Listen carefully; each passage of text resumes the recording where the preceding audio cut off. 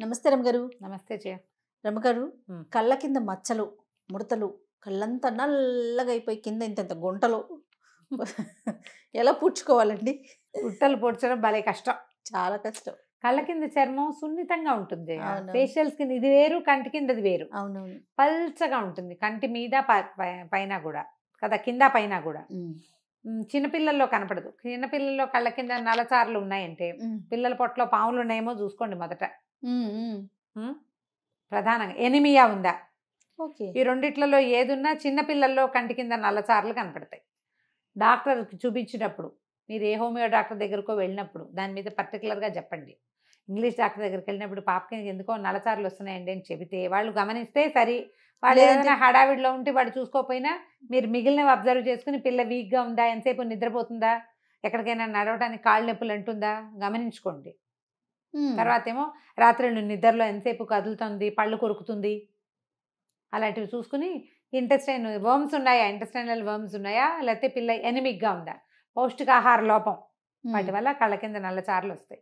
కొంచెం వయసు వచ్చాక, పీరియడ్స్ అవి వచ్చాక పిల్లలకి ఓవర్ బ్లీడింగ్లు, పీరియడ్స్లో హెచ్చు తగ్గులు, స్కూళ్ళల్లో ప్రెషర్సు, నిద్రపోకపోవటం, రాత్రిళ్ళు ఎంతసేపు ఫోన్ పెట్టుకుని టుక్కుటుకు నొక్కుతూ ఉండటం, ఎప్పుడు స్క్రీన్ మీద ఉండటం, వాటి వల్ల కూడా నల్లచారులు వస్తాయి. Screen time తగ్గించేయండి.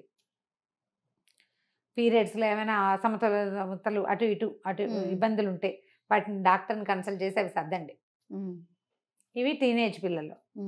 అది దాటాక ఓ 23-24 ఏళ్ల పిల్లలకు కూడా నా కంటి కింద నల్లచారులు ఉండే అవకాశం ఉంది. వాళ్ళంతా స్క్రీను, 24 గంటలు స్క్రీను, ఆఫీస్లో స్ట్రెస్, పెళ్ళిళ్ళల్లో స్ట్రెస్, వ్యక్తిగత ఇబ్బందులు ఇవి కారణం.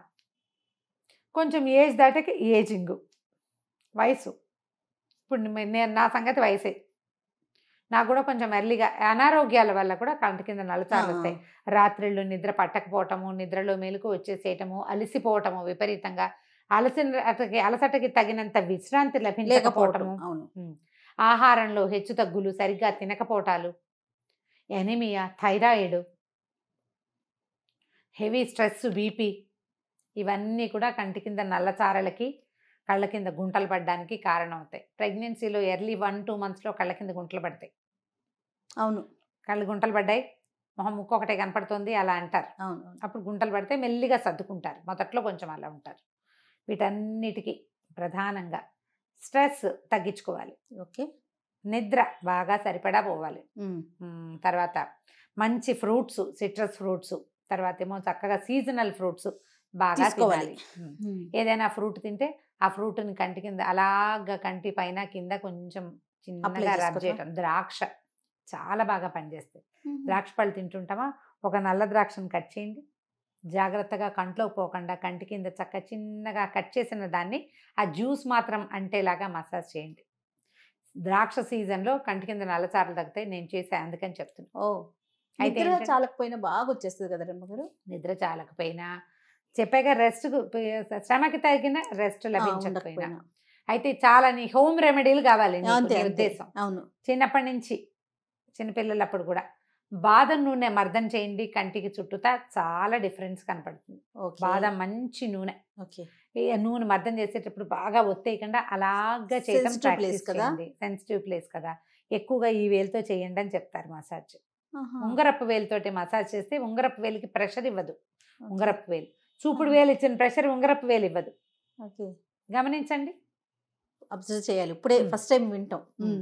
ఎప్పుడో ఎన్నేళ్ల క్రితమో షహనాజ్ హుస్సేన్ది కనీసం 94లో ఒక ఇంటర్వ్యూలో ఐ మసాజ్ డూ విత్ ఈ ఫింగర్ అని చెప్పారు, రింగ్ ఫింగర్. ఎప్పుడు 94లో ఒక ఆర్టికల్ ఇండియన్ ఎక్స్ప్రెస్లోనో ఎందులోనో వచ్చింది. అప్పటిది. రమగారు, మీ మెమరీకి నిజంగా జోహార్లండి. నెయ్యి, ఓకే, ఆవు నెయ్యి, గేదె నెయ్యి, ఆవు నెయ్యి. నేను ఆవు నెయ్యి తినడం వల్ల ఒక మెమరీ ఉంటుంది. మీరు కంటి చుట్టూతా మసాజ్ నేతితోటి కూడా చేయొచ్చు. ఆవు నెయ్యి స్నిగ్ధంగా ఉంటుంది, చాలా పల్చటిది. ఆవు నెయ్యి, ఆవు పాల మీద మీగడ, ఈ రెండు కూడా కంటి చుట్టూతా మసాజ్కి చాలా బాగా ఉపయోగపడతాయి. ఓకే. కళ్ళు రిలాక్స్ అవుతాయి, మసాజ్ పర్ఫెక్ట్గా అవుతుంది, క్రమంగా నలుపులు తగ్గుతాయి. కంటి కొసల్లో ఉండేటువంటి గీతలు, నవ్వితే గీతలు పడతాయి. నాకు కూడా పడతాయి, కానీ ఏజింగ్ తో కొంచెం పెరుగుతుంది. చిన్నపిల్లల్లో చిన్నవాళ్లలో కూడా ముడతలు అవి వస్తుంటాయి కనుక ఇలా చేయండి. ఐస్ కి చిన్న చిన్న ఎక్సర్సైజ్లు ఉంటాయి. దాంట్లో బెస్ట్ ఎక్సర్సైజులు 2 చెప్పేస్తాయి ఇప్పుడే. చెప్పండి. మధ్యాహ్నం ఊరికే అలా కూర్చున్నప్పుడు కాసేపు ఇలా కళ్ళు మూసుకుని ఉండండి. ఎప్పుడు డే లైట్ ఉన్న చోట కళ్ళు మూసుకోవడము చాలా మంచి ఎక్సర్సైజ్. చిన్న నాప్ లాగా కళ్ళు మూసుకుంటే అంతే. ఎంతసేపు ఉండగలిగితే అంతసేపు, ఒక 5-6 సార్లు గనక డే టైంలో లైటింగ్ ఉన్న చోట కళ్ళు మూసుకుంటే కళ్ళకి మంచి విశ్రాంతి లభిస్తుంది. ఇదొకటి. కుదిరితే ఒక పావు గంట పవర్ నాప్ తీస్తే మీ ఒంటికి కూడా మంచిది. తర్వాత కళ్ళు ఇలా మూసి తెరవండి ఎక్కువగా. అప్పుడప్పుడు చేయండి. ఎవరు ఎదురుగంట కూర్చొని నేను స్క్రీన్ మీద చేసినట్టు చేయకూడదు. ఎప్పుడైనా మనం టీవీ దగ్గర కూర్చుంటాము, ఏదైనా సంగీతం వింటాము, కాస్త ఖాళీగా రిలాక్స్డ్గా కూర్చుంటాము. అప్పుడు 5 టైమ్స్ కనీసం గట్టిగా కళ్ళు మూయటం, వదిలేయటం. ఈ కళ్ళు ముడుచుకునేసరికి అలా ఏమవుతుందంటే కంటి నరాలకి విశ్రాంతి లభిస్తుంది. ఈ 2 అలవర్చుకోండి. కళ్ళు కొంచెం రిలాక్స్ అవుతాయి. ఇలా రీడింగ్ గ్లాసెస్ అవి పెట్టుకుని, అంటే ఇప్పుడు నాది ఫుల్ సైట్ రీడింగ్ ఉన్నది. ఒకవేళ రీడింగ్ గ్లాసెస్ వస్తాయి 40 దాటాక. రీడింగ్ గ్లాసులు వచ్చిన వాళ్ళు రీడింగ్కి తప్ప దేనికి ఆ గ్లాసెస్ వాడబోకండి.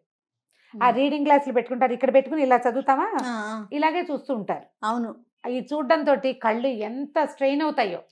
నేను ఒక 4-5 నెలలు చేసిన తర్వాత నా సైట్ పెరిగిపోయింది. నాకు బుద్ధి వచ్చి మానేశా. ఆప్థాల్మాలజిస్ట్ దగ్గరికి వెళ్తే అప్పుడు ఆయన ఎవరో ఒకళ్ళని కలిస్తే ఆయన చెప్పారు, రీడింగ్ గ్లాసులు రెగ్యులర్ దానికి దాంతోపాటు చూడొద్దు, మనుషులను చూడాలంటే ఇందులోంచి ఇలాగే చూడాలి, నువ్వు ఇలాగే పెట్టుకుంటావు, ఇలాగే చూడు, ఇందులోంచి ఇలా చూడడానికి ట్రై చేయకూడదు. చూసేసరికల్లా ఆ దూరం దిగి ఆ గ్లాసెస్ లో చూసేసరికి స్ట్రెయిన్ అయిపోతుంది. ఇలాగే చూడాలి మనం.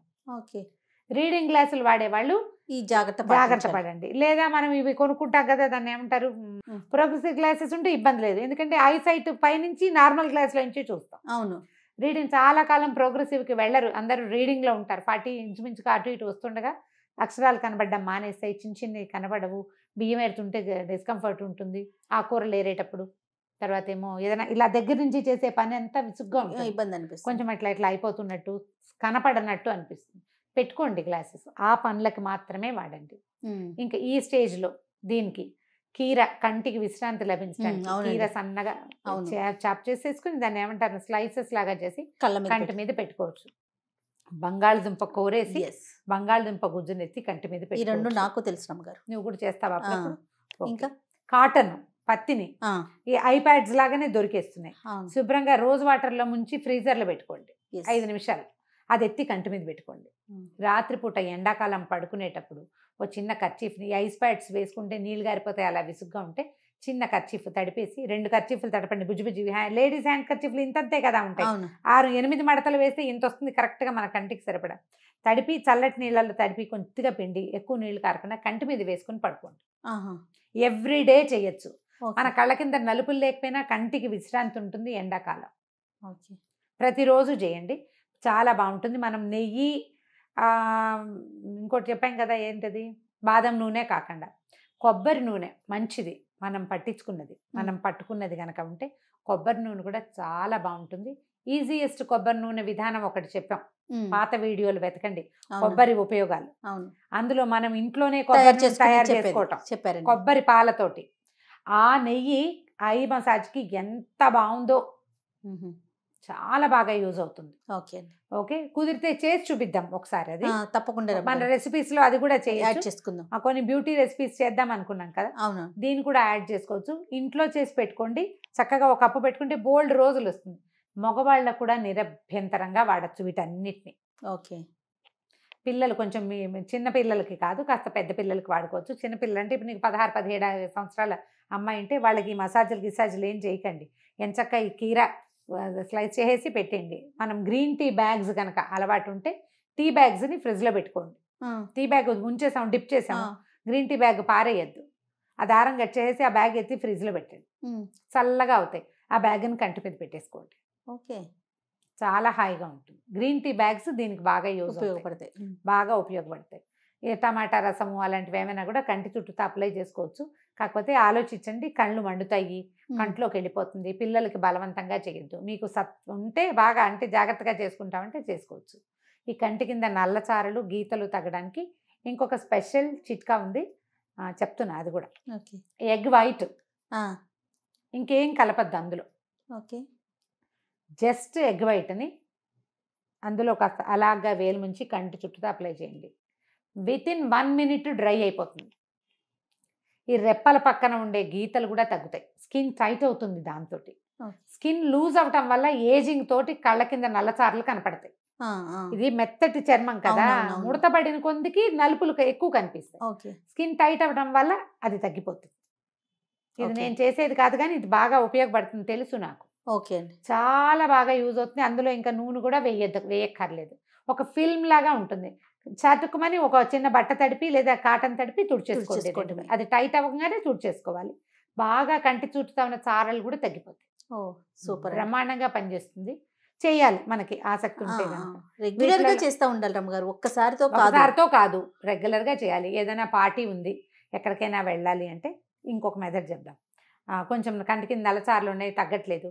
మనము ఇది ఉంటుంది కదా, మన క్లెన్జింగ్ మిల్క్ వాడతాం, అందరి దగ్గర ఉంటున్నాయి ఇప్పుడు. తర్వాత ఫేషియల్ కిట్స్ కొంటే అందులో క్లెన్జింగ్ మిల్క్ ఒకటి ఇస్తుంది కదా, జిడ్డుగా ఉండే క్లెన్జింగ్ మిల్క్ కాకుండా మిల్కీగా ఉంటుంది. ఆ మిల్కీ క్లెన్జింగ్ మిల్క్ని కళ్ళ చుట్టూతా రాసుకోండి.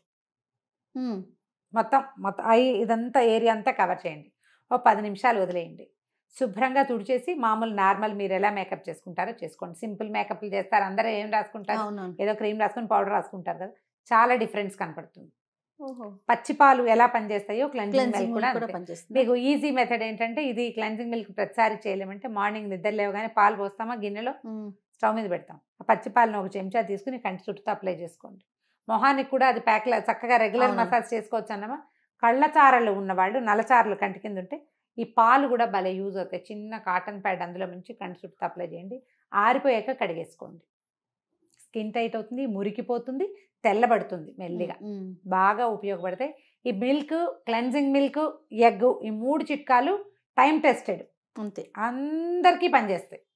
చక్కగా చేయొచ్చు. పెద్దవాళ్ళు కూడా 50 ఏళ్ళు వచ్చిన 60 ఏళ్ళు వచ్చిన వాళ్ళు కూడా చేయొచ్చు. చాలా బాగా డిఫరెన్స్ కనబడుతుంది. డెఫినెట్లీ. థ్యాంక్ యూ రమ్మ గారు. నమస్తే. నమస్తే జయ.